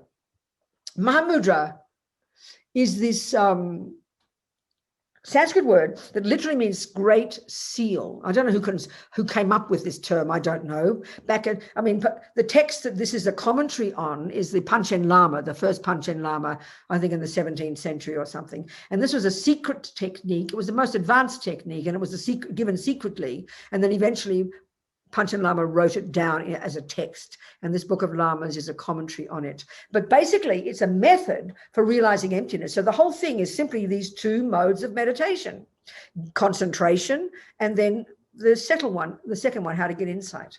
So anyway, without calm abiding, we cannot realize Mahamudra. So it's called Great Seal because everything that exists is sealed in its existence by the very fact that it's empty. The emptiness, the absence of inherent existence, is what determines the existence of something. It's the seal that guarantees that everything exists, put it like that. So as I mentioned, to achieve Mahamudra, and basically when you hear Lama say that, he means to realize emptiness. It's just another term in this framework. The reality of non-duality, another term, we first need to develop calm abiding, shamatha. In fact, it is not possible without it. So why, very simply, isn't a moral idea? It's because when you've got calm abiding, it's like you've accessed the microscope of your mind, and you can only see this emptiness with the microscope. It's a simple way to put it. We must achieve the subtler levels of consciousness of indestructible, one-pointed concentration. And that's so often they call it Lama calls it one-pointed, often referred to as single-pointed concentration. This laser-like subtle level of mind, that's like the microscope of your mind. And in Sanskrit, we call that samadhi. So single-pointed concentration is known as samadhi. Shamatha is the name of the technique, which is a state of single-pointed concentration. So it's difficult to realize non-duality. In general, it's difficult to realize Mahamudra. It's difficult to realize non-duality, emptiness, not because it's hiding from us. This is a really important point, but because our concepts are so thick. In other words, if you see this as pink, listen to this. It's a very simple example. If you see this as pink, the reality is it's black, right? The black is not hiding from you. The black is staring you in the face. But because of your misconceptions, you don't see the black. That's the point with emptiness. Emptiness of inherent existence is what characterizes, finally, everything that does exist conventionally. There's nothing that can't be empty of inherent existence. There's nothing that doesn't lack intrinsic existence. Of course, these words are just intellectual for us. So everything necessarily has the characteristic of being empty of inherent existence. So it's not hiding from us. It's staring us. This thermos right now is empty of inherent existence, but I can't see it. It's thick as a post because I'm seeing it through the lenses of my maripa. Everything. So as Lama says, it's not difficult to realize non-duality. It's not hiding from us. It's a really interesting point. We think emptiness is hidden and secret somewhere. No, it's staring at us in our face. Like that black. It's right there. This is a very interesting point. We just can't see it because we have all these misconceptions, layers and layers and layers of misconceptions that literally blind us. And this is the key way all delusions function. If you are angry with somebody because you think they stole your money, and they in fact didn't steal your money, they're a really lovely person, but because you have this view in your mind, he stole my money, and you have anger and you're seeing him through the lenses of your angry glasses, you are not seeing the truth. It's really obvious. You've made up a great big story about that person. And that's what Buddha's saying about all these lies, all these misconceptions, all these disturbing emotions, all these delusions. They are totally programmed in our mind. We don't even know they're there. We just think that what we see is the truth. This is what gets us paralyzed and stuck in samsara. So it's difficult to realize non-duality, not because it's hiding from us, but because our concepts are so thick. So we must refine our concepts. We must achieve subtle mindfulness, subtle awareness, and subtle clarity. Otherwise, there is no way we can see the unconscious levels of ego grasping an independent self. Not possible. Samadhi is the source of liberation. Without perfect samadhi, there is no way to become liberated from samsara and no way to achieve enlightenment. There is no exception, whether we are Christian, Muslim, Hindu, or Buddhist. To cut the dualistic view, we need calm abiding. Just excuse me for a second, please.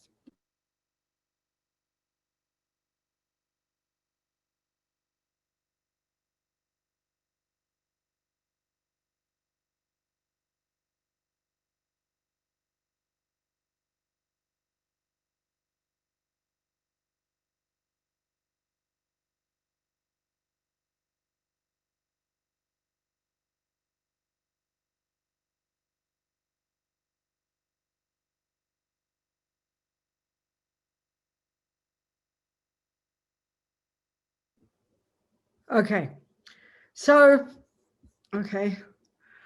Now, on the other hand, some people actually think that this state of samadhi, this one-pointed concentration, is all we need in order to cut the ego. So you could argue that the earlier views, these genius Indian yogis, they went as in the subtlest, in the highest peak of the peak of what they call samadhi, liberation, is actually the peak of samsara. They went to the subtlest state, even they call the formless realm, these high yogis who've gone to the deepest, subtlest level of absorption.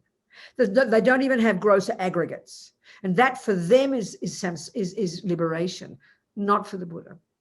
They haven't cut the root of ego grasping. And that's where he diverged from those views.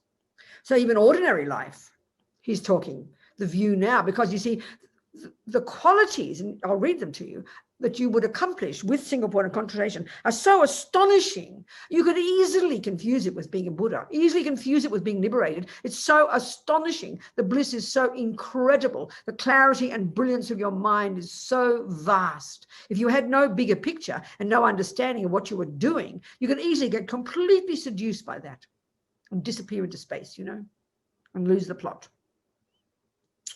Some people actually think that this state of samadhi, this one-pointed concentration, is all we need in order to cut ego. But that's wrong. Lama Tsongkhapa reminds us that calm abiding alone is not enough to cut the dualistic view. We also need to develop special insight, or vipassana in Sanskrit. In Tibetan, we call it hlak tong. Hlak meaning extra and tong meaning seeing. So we can interpret this to mean that we go beyond seeing conventional reality and achieve the extra seeing of the universal reality of Mahamudra, emptiness. In other words, we need the two kinds of meditation together, calm abiding and special insight. So the benefits of samadhi are incredible. Nevertheless, even without special insight, the results of samadhi alone are unbelievable, almost unimaginable. When we understand this, when we realize how amazing the results are, we cannot help but try to develop it. There is no way we become lazy. We will have much energy and make great effort. We won't even worry about eating. I will explain some of the benefits. You go beyond sensory and conceptual consciousness. As your concentration develops, you will go beyond your body. Your mind will be non-conceptual, so it becomes easy to cut the complex world of the five sense objects, to eliminate the superstitions. You see, this is something that we really need to understand, again, from the Buddhist perspective, the power of our senses. In fact, we completely conflate sensory and mental experiences. We don't really see a distinct difference. This is a major, major point. As Lama Yeshe says, we make the body the boss. And so because we're so addicted, I mean, in our view in the world, we believe this is all I am my body. So we pay super attention to every mini microsecond of our sensory experiences. We don't really pay attention to the mind beneath it, the mental consciousness, because the senses are so dominant. And so the second the senses have an unhappy experience, then the mental consciousness takes over and we freak out, you know.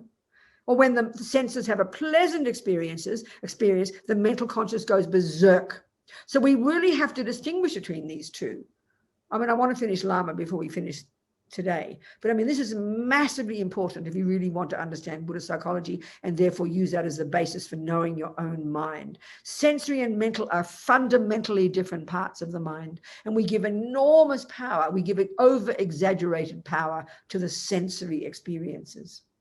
I mean, example, simple example, I always use it.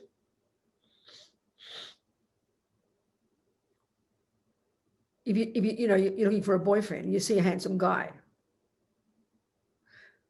We really believe that my eye consciousness sees a handsome guy. This is a complete joke.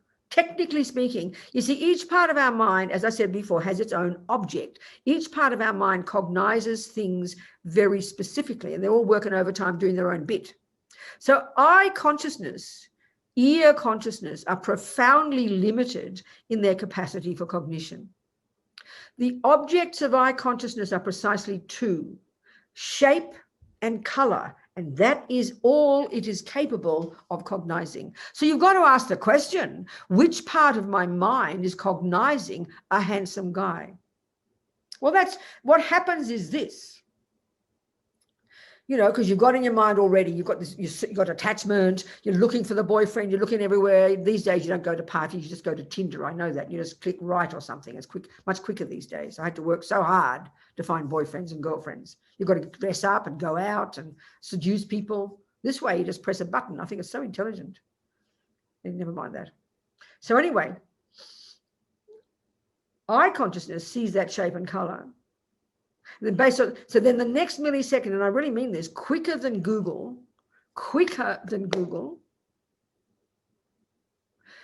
your mental consciousness is accessed. And what's that? Well, that, as Lama Zopa says, that's where the workshop is. That's where all the billions of thoughts and feelings and emotions and opinions and ideas and concepts and anger and love and attachment and hate and joy and bliss and intelligence, all of that is the contents of your mental consciousness.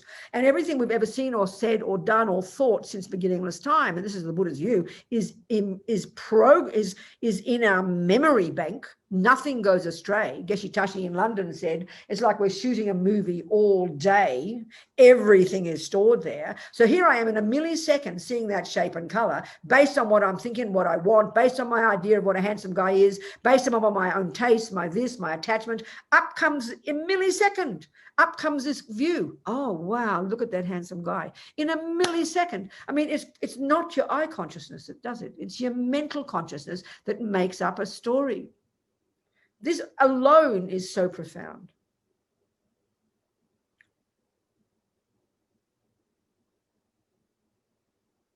So now your senses are subdued. In such a unified state, your mind becomes so subtle, so sharp, you can easily eradicate the complex dualistic thoughts.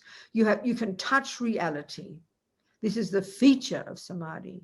And out of meditation, you can easily deal with your delusions. They are so light, you can stop them immediately. Now, can you imagine this? Think for a minute what that would be like.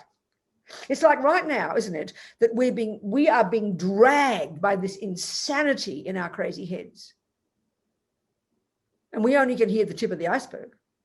But we just assume it's uncontrolled. We assume that is normal. We have no techniques in our world to harness all this energy. We just wish it would all go away.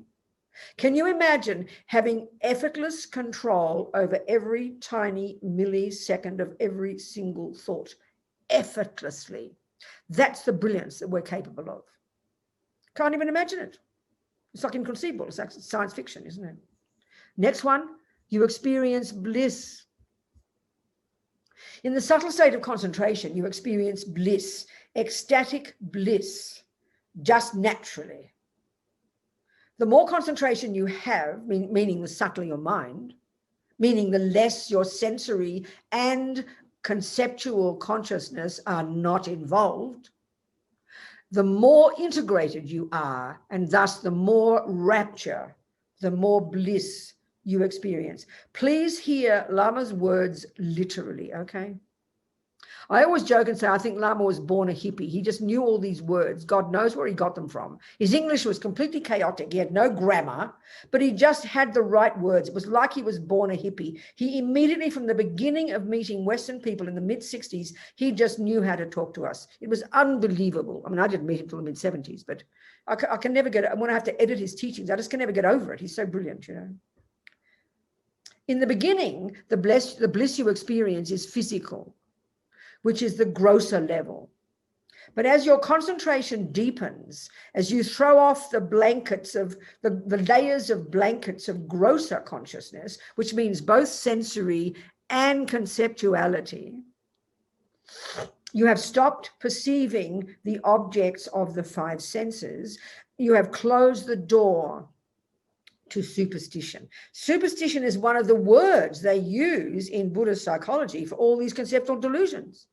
It's so fascinating. If you're deluded, if you're superstitious, you believe in something that doesn't exist, like all these QAnon people. I mean, that we'd call them superstitious. Well, Buddha says we're all superstitious because you believe the cake will make you happy. You believe the boyfriend who cheated on you is ugly. We are all believing in our own lies. Superstition is a great word. Lama would often use it. All the contradictory concepts have disappeared. Your mind is now crystal clear,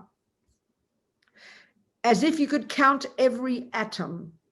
As your concentration gets stronger and you reach ever subtler levels, your mind becomes super powerful. From his own experience, Lama Tsongkhapa says that you can reach a point of such clarity in your meditation that your mind feels almost infinite. Your mind is so clear, so sharp, it's as if you can distinguish all the subtle physical energies. You'll have the courageous thought, I can count all the atoms of the universe. This level of mind is more powerful than even scientific instruments. He's not joking, people. We just don't have this in our world, that's all. That's why we think it's religion. You are always joyful. Can you imagine? When you arise from your meditation, you feel liberated instead of uncertain and full of doubts and conflicts. You experience inner peace. You always experience a happy, joyful vibration. In fact, you continuously experience tremendous pleasure. Please hear these words literally. This is me. Now the pleasure of chocolate is nothing to you. You can now experience with your own mind. What you now experience with your mind is super. It's like another planet, another realm, another dimension. And when your senses do come into contact with their objects, of course, you experience bliss then too. I mean, this is already incredible. This is what Renee was suggesting, you know. And this is the Buddha's point. This is the nature. This is how our minds, this is our true nature. We're beginning to taste our true nature, which is just naturally joyful. In other words, this is the problem when we learn about attachment. Basically, with attachment, which is the junkie mind, it's the hungry mind, always wanting something more. That's being a junkie. And it's not a joke to say that the degree we have any attachment is the degree to which we're all junkies. It's a question of degree, and it's a question of the object, obviously. And that's what's inconceivable, to think that you can even temporarily experience your mind at a subtler level that is not involved with attachment. It's hard to imagine. So because of that, you can just experience this incredible joy, this rapture. And anybody I've ever spoken to, anybody you read, and even friends, people who talk about their meditation experiences, you know, privately, they all say that the key state of this blissful concentration is it's peaceful. But you think of the bliss we experience now, even just with a piece of cake, as Lama Yeshe says, our minds go berserk because attachment is very gross. And this is the trouble. This is the point now too. We have to go more next week. When we think attachment, we conflate it. We actually think it's the same as pleasure. And that's why we get upset if we think we have to give up attachment. They are separate states of mind. And we'll talk more next week. But attachment is under the deluded heading. Bliss, this is very confusing to us, or happiness or joy or pleasure, all these words are synonymous. They are in the mechanics of the mind. They're not negative and they're not positive. They're just the way the mind is, the way happiness is a natural state of mind. Unpleasant feelings as well. We only have three kinds of feelings. Feeling is in this third category, and it's not the way we think of as an emotion. It's either pleasant feeling, unpleasant feeling, or neutral feeling. Well, we'll forget the neutral. Who cares about them? Pleasant and unpleasant. That's another word for happiness and unhappiness. But we are so addicted to believing that the external world is the cause of pleasant feelings and the cause of unpleasant feelings that we think happiness is out there in the cake. We think suffering is out there in the bad boyfriend. And when we talk about our happiness, we just talk about the thing. When we talk about our suffering, we talk about the thing. So we're so addicted to thinking it's all out there. This is a complete literal mistake. Pleasure is the mind. Happiness, pleasure, joy, rapture, pleasant feelings, ecstasy, it's just levels of pleasant feelings, levels of happiness. And we have in the mental consciousness and indeed, of course, in the sensory consciousness. But we're so addicted to the external world being the cause of it, we think that's where the happiness is. It shows how deluded we are.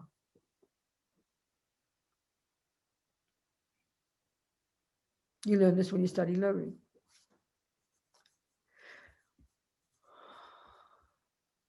So when you have all this joy all the time, you hardly ever notice when it's not, whether it's night or day. If your mind is always joyful and it's peacefully joyful, you're not ecstatic, hysterical happy, you know. Actually, even now, when you have samsaric happiness, you have a similar kind of experience. You dance and drink all night, intoxicated with the pleasure, like when you're in love with somebody. Time just flies, doesn't it? Well, this is what happens when you're intoxicated with the blissful experience of your own mind. This is really clear. It's very fascinating. Your body always feels so light. I mean, what a bonus. When you are out of meditation, the heavy energy of your body vanishes. Your body feels like a brand new body. You feel so light, almost as if you could fly, almost as if you had no body at all. They talk about a certain level of concentration. You get this kind of what they call mental and physical, what's the word? Somebody. Like flexibility, I can't think of the word, very special, very unique experience, both mental and physical. We do not have now, you know. So now you're you develop clairvoyance. Lama Tsongkhapa says that you will develop clairvoyance. According to the Abhidharma teachings, there are two kinds. One is what we already understand as intuition, an untrained sense that we all have to some extent. For example, you might feel strongly, without any logical proof, that something has happened to your dear friend back home. We all have that.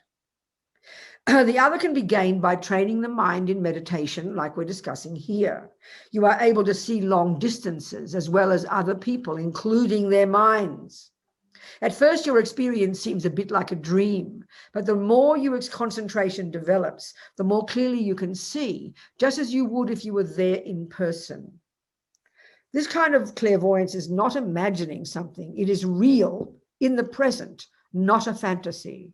In other words, this is the function of what in Tantra, anyway, they refer to as subtle consciousness.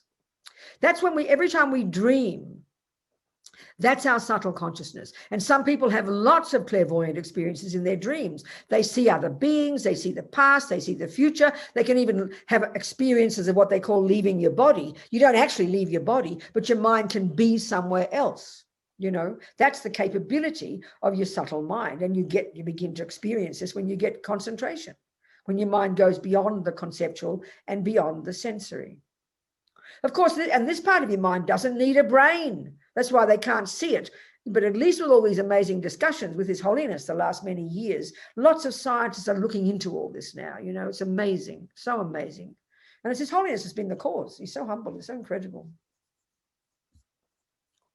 So that'll do to get you excited. All right. So we'll leave it for now. We're done, I think. Wait till next week. So think about all these things, meditate, maybe get Lama's book and read Mahamudra. So because Mahamudra is a very particular method of using these two modes of meditation to realize emptiness. But what we're going to also describe is the classic sutra approach. Well, that's sutra too, but the classic approach in the Lam Rim. There's a different way of using these two modes of meditation in order to realize emptiness. And we'll discuss that as well next week. Okay, everybody. Thank you, Rebecca. Thank you, people. Thank you, everybody. Thank you so much, darling Ciliana, and dearest, who are the other translators? Dechen, dearest kind Dechen. And where's the, who is Portuguese here? I don't know your name, sweetheart. Who are you? Bruno and Danny.